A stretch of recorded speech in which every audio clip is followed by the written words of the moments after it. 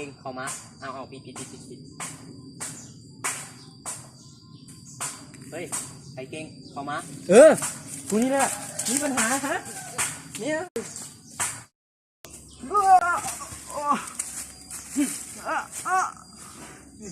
ไอ้ยอน้องยอมแล้ว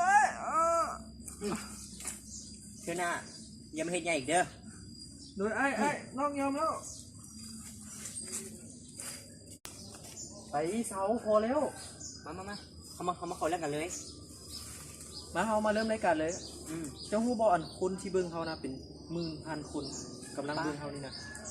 มาเฮามาสบายดีอันมีเกียรติก่อนสบายดีเนาะวันนี้ผมพาก็สิมารีวิวเกี่ยวกับความสามารถพิเศษของหนุ่มคนหนึ่งที่แบบใส่ขันโฮมกลายเป็นดาบได้เคยขึ้นเวทีเพื่อชิงรางวัลแต่บ่ได้รับรางวัลแต่ได้ชนะใจคนมาหลายเท่าที่ควรแล้ว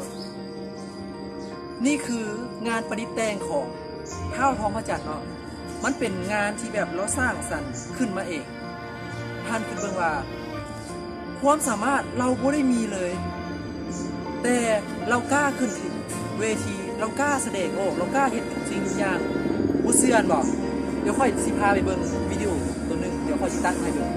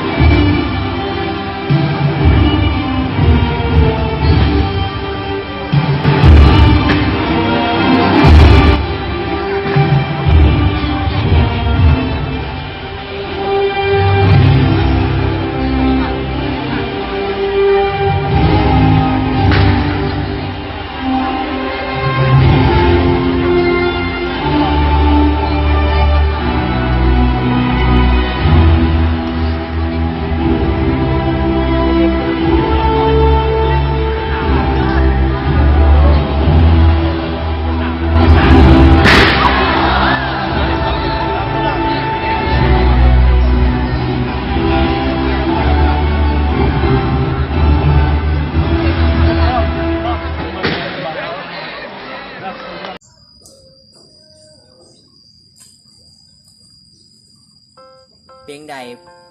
นักก็เพลงหลายนี่คือการแสดงของชายคนนั้นในเมื่อ8 เดือนที่แล้วถ้าว่ามักขอฝากกดไลค์กดแชร์ให้แน่ขอขอบใจ